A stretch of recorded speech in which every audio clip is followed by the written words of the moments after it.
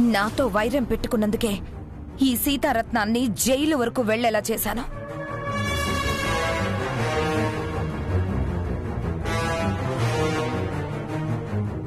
నేను పొందాలనుకుంటున్న దానికి అడ్డొస్తున్న ఈ సీతారత్నానికి సపోర్టుగా నిలబడ్డ నిన్ను ఊరికే వదిలిపెట్టను.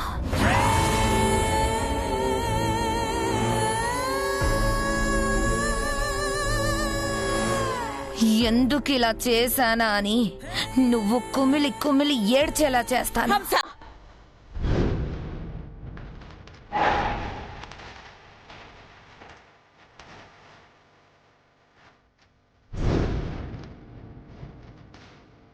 నీకేదైనా గొడవ ఉంటే అది నాతోనే.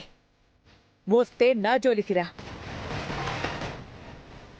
నా పిల్లల జోలికి వెళ్ళాలనే ఆలోచన కూడా చెయ్యొద్దు.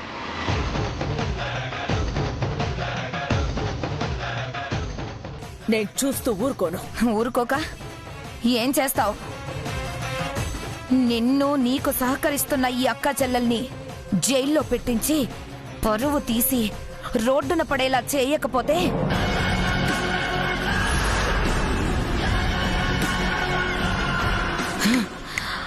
నా పేరు హంసే కాదు.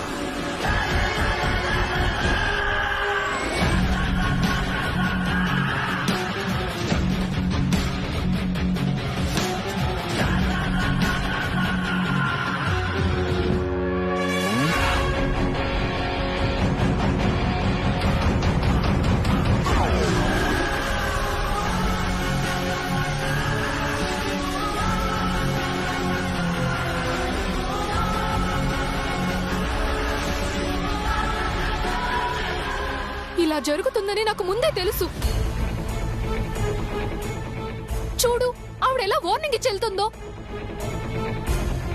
తను ఖచ్చితంగా అన్నంత పని చేస్తుందక్క. నా మాట విని ఇప్పటికైనా నీ నిర్ణయం మార్చుకో. మనం ఈమె కూతుర్లం కాదని ఒప్పేసుకుని తప్పుకుందామక్క. లేదు మహి, ఇంత దూరం వచ్చాక వెనకడుగు వేస్తే మనం ఓడిపోయినట్టే. అక్క, నేను మాటిచ్చినట్టు అమ్మ ఒడిని అమ్మకి అప్పగించాల్సిందే. అక్క, నీకెంత చెప్పినా అర్థం కావడం లేదు. నా మాటలేవి నీ బుర్రకెక్కడం లేదు.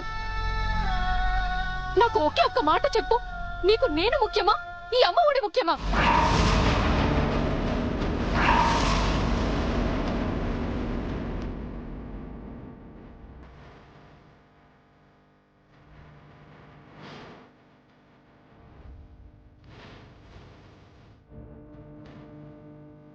మహాలక్ష్మి, అలా మాట్లాడతావేంటమ్మా? మీరేం మాట్లాడకండి. మహి, పిచ్చి పిచ్చి ప్రశ్నలు వెయ్యకు.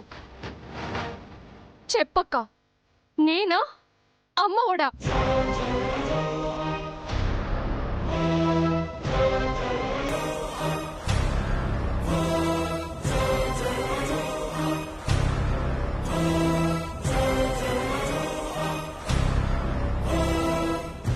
అమ్మ ఒడే.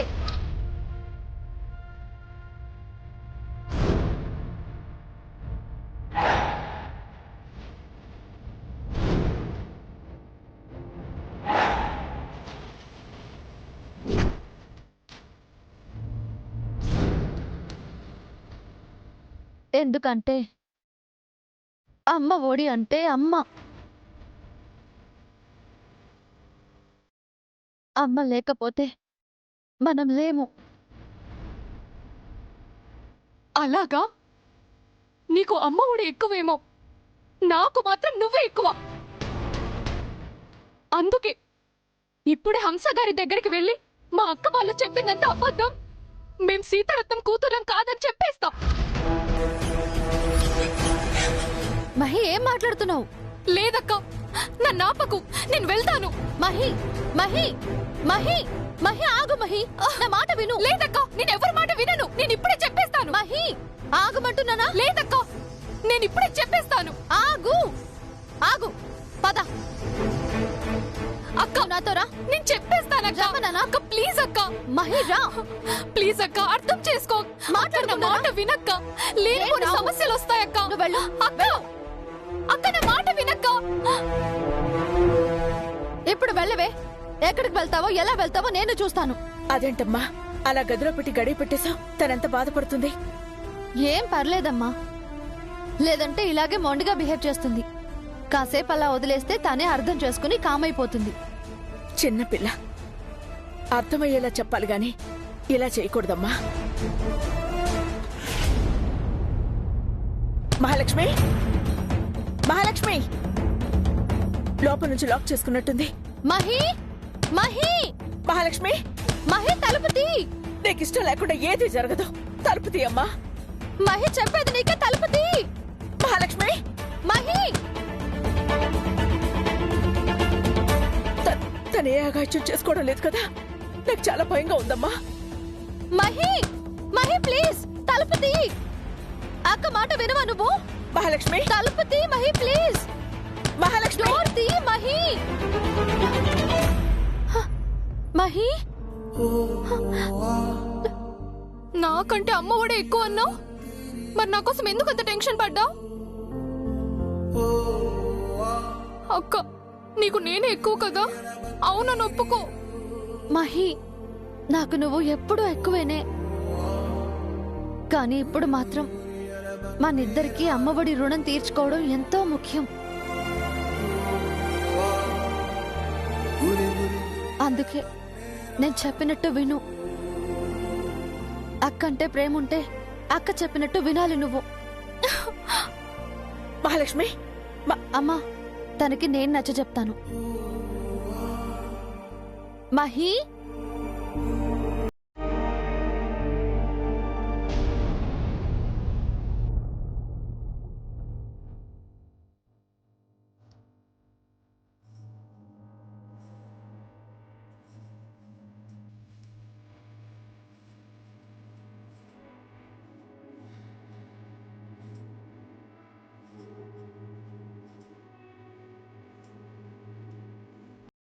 హాయ్ అన్నయ్య, good morning. Okay bye. Hi Viraj, కూర్చో.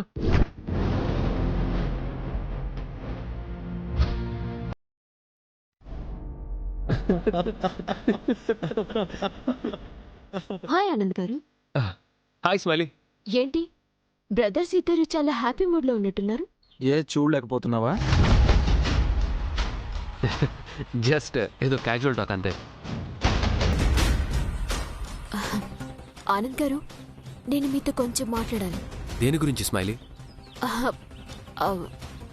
అది okay, you guys carry on. I'll see you later. Viraj, పర్లేదు, నువ్వు కూడా ఉండొచ్చు. నీ పర్సనల్స్ మధ్య నేనెందుకు? ఇది నా పర్సనల్ మ్యాటరే. But as a family member ఈ విషయం ఆనంద్ గారితో పాటు నువ్వు కూడా తెలుసుకోవడం నాకు చాలా ముఖ్యం. ఏంటో చెప్పు స్మైలీ. చెప్పాక మీరు తప్పుగా అర్థం చేసుకోరు కదా? పర్లేదు, వీ కెన్ అండర్స్టాండ్. నువ్వు ఏం చెప్పాలనుకున్నా నిరభ్యంతరంగా చెప్పొచ్చు. యాక్చువల్లీ చాలా రోజుల నుంచి నేను ఈ విషయం మీకు చెప్పాలనుకుంటున్నాను, కానీ ఎక్కడో చిన్న డైలమాతో చెప్పలేకపోయాను. బట్ బట్ అది ఇంకా దాచడం తప్పు అనిపించి మీతో చెప్పాలని వచ్చాను. ఆనంద్ గారు, కాలేజ్లో నేను ఒక అబ్బాయిని లవ్ చేశాను.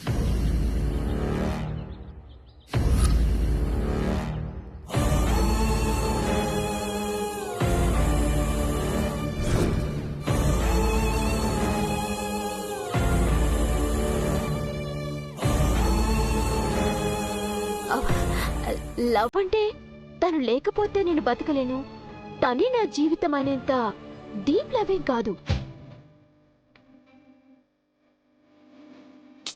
ఇట్స్ జస్ట్ అట్రాక్షన్ అంతే.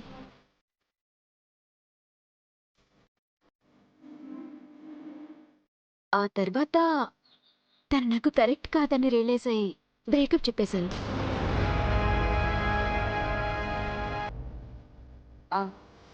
అంటే ఒక వ్యక్తి మీద కలిగిన ప్రేమ నిలబడాలి అంటే తన మీద ఓ నమ్మకం ఏర్పడాలి కదా.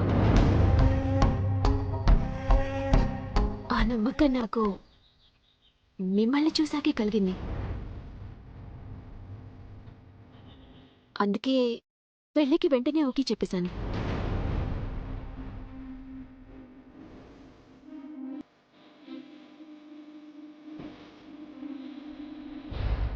ఎన్ని రోజులు ఈ విషయం మీ దగ్గర దాచినందుకు ఐమ్ రియలీ సారీ అండి.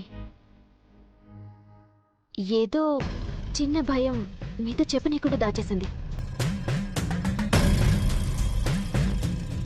కానీ ఈ గిల్ట్ ఎక్కువ రోజులు క్యారీ చేయలేక మీతో చెప్పేశాను. ఐఎమ్ రియలీ సారీ ఆనంద్ గారు.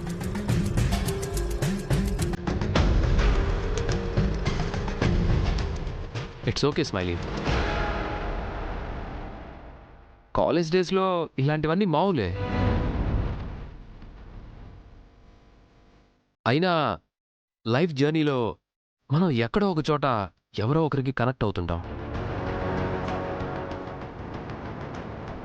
కానీ చివరికి మన డెస్టినీలో రాసున్న వాళ్ళతోనే సెటిల్ అవుతాం.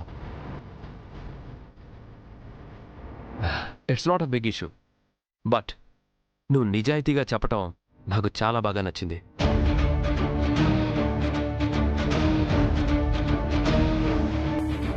ఇన్ఫ్యాక్ట్ నీ మీద రెస్పెక్ట్ కూడా పెరిగింది. Past is past, forget about it. Thank you so much Anand గారు.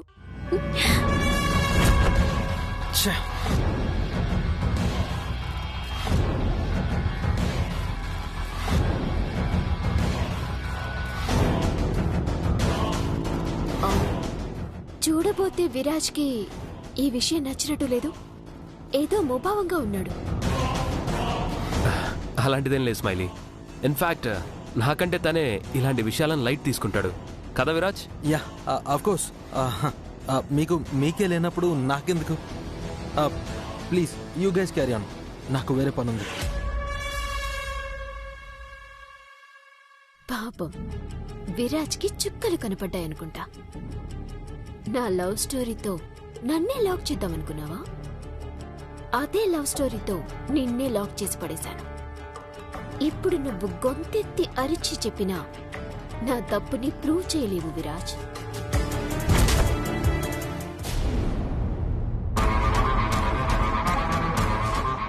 ఈ స్మైలీ నేను అనుకున్న దానికంటే చాలా డేంజర్లా ఉంది. సిన్సియర్గా తన లవ్ మ్యాటర్ చెప్పినట్టు చెప్పి అన్నయ్యనే ఇంప్రెస్ చేసేసింది. ఛా! బ్రేకప్ అయిందని అబద్ధం చెప్పి మళ్ళీ వాడితోనే తిరుగుతుంది. అసలు ఎందుకింత డ్రామా క్రియేట్ చేస్తుంది? వెంటనే చైత్రకి విషయం చెప్పాలి. అసలు ఎందుకింత డ్రామా క్రియేట్ చేస్తుంది?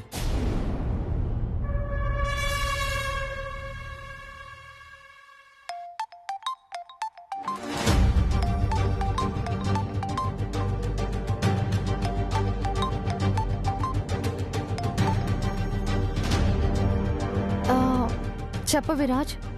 చైత్ర, ఆ స్మైలీ డ్రామాలు రోజు రోజుకి ఎక్కువైపోతున్నాయి. మనం ఇలాగే ఊరుకుంటే అన్నయ్యని కంప్లీట్ గా తన మాయలో ముంచేస్తుంది. ముందేం జరిగిందో చెప్ప విరాజ్. ఆ స్మైలీ ఇందాక అన్నయ్యతో తనకి కాలేజ్లో లవ్ అఫేర్ ఉందన్న విషయం కన్వే చేసింది. అవునా? అంటే బాయ్ ఫ్రెండ్ తో రిలేషన్షిప్ లో ఉన్నట్టు ఒప్పేసుకుందా? అలా ఒప్పేసుకుంటే తను స్మైలీ ఎందుకు అవుతుంది? కాలేజ్లో ఒక అతన్ని లవ్ చేశాను, అది జస్ట్ ఇన్ఫాక్చుయేషన్ మాత్రమే, ప్యూర్ లవ్ కాదు, మీకు చెప్పుకోకపోతే గిల్టీ పోదు అని నానా హై డ్రామా చేసింది. వాడితో లవ్ బ్రేకప్ అయిందని కూడా చెప్పేసింది. అలా ఎందుకు చెప్పింది? ఎందుకంటే అన్నయ్య దృష్టిలో స్మైలీ పాపం ఎంత జెన్యూన్ అని మార్క్స్ కొట్టేయడానికి. తనకి బాయ్ ఫ్రెండ్ ఉన్నాడు, అతనితో రిలేషన్షిప్లో ఉందని మనం ప్రూవ్ చేయడానికి ట్రై చేస్తుంటే ఇప్పుడు తనే డైరెక్ట్గా వచ్చి లవ్ విషయం అన్నయ్యకి చెప్పేసింది. ఇప్పుడు మనం ఏదైనా ప్రూవ్ చేయాలని చూసినా తను ఆల్రెడీ చెప్పింది కదరా అని అంటాడు తప్ప ఏం చేసినా నమ్మడు. ఇంతకీ స్మైలీ చెప్పిన విషయానికి ఆనంద్ గారు ఎలా రియాక్ట్ అయ్యారు? అన్నయ్య సంగతి నీకు తెలిసిందే కదా, అన్ని పాజిటివ్ గానే ఆలోచిస్తాడే తప్ప ఎదుటి వాళ్ళ నెగటివిటీని గుర్తించడు. బ్రేకప్ అయిందని అబద్ధం చెప్పింది కదా, so past is past, leave it అన్నాడు. పైగా తను చాలా సిన్సియర్ అని ఫీల్ అవుతున్నాడు. చైత్ర ఇప్పుడు అసలు నిజం బయటపడితే అన్నయ్య చాలా హర్ట్ అవుతాడు. అన్నయ్య స్మైలీ పట్ల మరి అంత డీప్ ఫీలింగ్ పెంచుకోకముందే మనం ఏదో ఒకటి చేయాలి. మనం ఏం చేయగలం విరాజ్? ఎన్ని ప్రయత్నాలు చేసినా వర్కౌట్ అవ్వడం లేదు. అలా మనం ఇప్పుడు డిసప్పాయింట్ అయితే ఎలా? నువ్వు ముందు ఇంటికి రా. ఇలా ఫోన్లో డిస్కస్ చేసుకుంటే ఏ మ్యాటర్ తేలదు. డైరెక్ట్ గా కూర్చుని మాట్లాడుకుంటే ఏదో ఒక ఐడియా వస్తుంది. సరేలే ఉండు. విరాజ్కి కొంచెం దూరంగా ఉండు. లేదు విరాజ్, నాకు కొంచెం పర్సనల్ వర్క్ ఉంది, నేను ఇప్పుడు రాలేను. వాట్? నాకంటే నీకు పర్సనల్ ఏంటి? చూడు, నువ్వు వస్తున్నావు అంతే. అన్నీ నువ్వనుకున్నట్టుగానే జరగవు విరాజ్. నేను చెప్తున్నాను కదా, నాకు వర్క్ ఉంది, రావటం కుదరదు. బాయ్. కట్ చేసింది. నేను మాట్లాడుతుంటే కాల్ కట్ చేస్తుందా? అంటే నన్నే నెగ్లెక్ట్ చేస్తుందా? ఈ విరాజ్నే నెగ్లెక్ట్ చేస్తుందా? చెప్తా.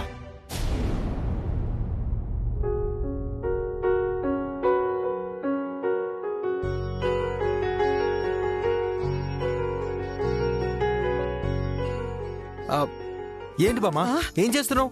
పుస్తకాలు చదువుతున్నాను రా.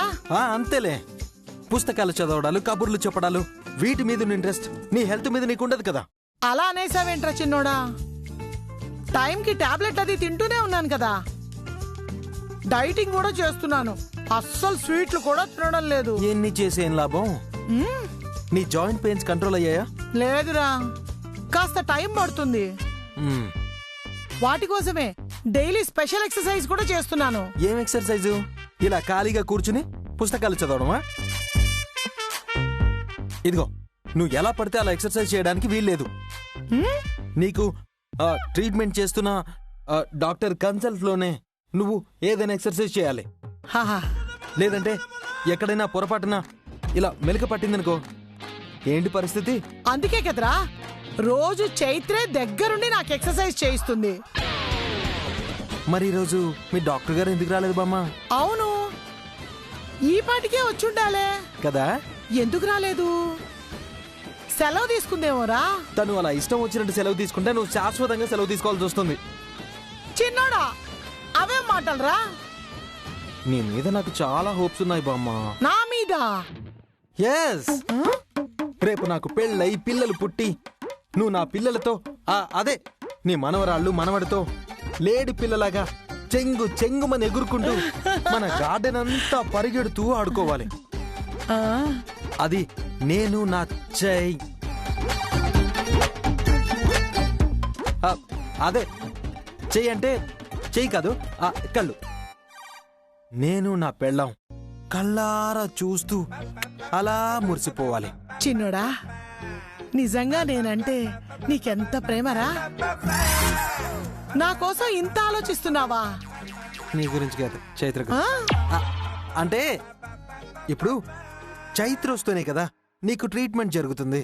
నీకు ట్రీట్మెంట్ జరిగితేనే కదా నువ్వు హెల్తీగా ఉంటావు. మరి హెల్తీగా ఉంటేనే కదా నువ్వు నా పిల్లలతో ఆడుకుంటావు. అందుకు ఇప్పుడు చైత్ర ఇంపార్టెంట్ అన్నమాట. నా బంగారు కొండ. మరి ఇంకేం ఆలోచిస్తున్నావు? వెంటనే చైత్ర కాల్ చేసి రమ్మని చెప్పు, వచ్చి నీకు ట్రీట్మెంట్ చేయమని చెప్పు. వస్తుంది లేరా, రాకపోతే కాసేపు ఆగి చేస్తానులే. బామా, ఇదిగో ఈ నెగ్లిజెన్సే వద్దు అనేది. అన్నయ్య పెళ్ళి, నా పెళ్ళి, నా పిల్లల పెళ్ళి, ఆళ్ల పిల్లల పెళ్ళి, ఆళ్ల పిల్లల పెళ్ళి, ఆపై మనవరాళ్ళు మనవాళ్ల పెళ్ళి, వాళ్ళ మనవరాళ్ళ పెళ్ళి. వద్దు, ఇప్పుడే కాల్ చేసి చేయి మరి.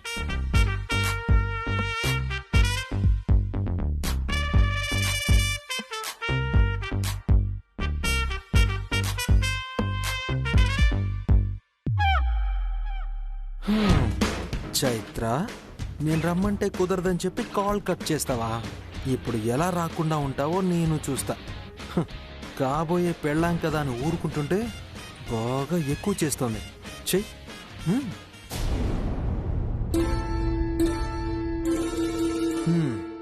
డ్యూటీకి రావడానికి టైం ఉంటుంది కానీ నా కోసం మాత్రం నీకు టైం ఉండదు. పనిలో ఉన్నానులే విరాజ్. నేనంత ఇంపార్టెంట్ విషయం చెప్పాలనుకుంటే నువ్వు సిల్లీ విషయం అని దాటేస్తావా? ఎంత ఇర్రెస్పాన్సిబిలిటీ నీది. చాలు చాలు, ఓవర్ యాక్షన్ ఆపి విషయం ఏంటో చెప్పు. ఆ స్మైలీ అన్నయ్య దగ్గర తనకి బాయ్ ఫ్రెండ్ ఉన్నాడని, బ్రేకప్ అయిందని స్టోరీ చెప్పింది కదా. హా అవును.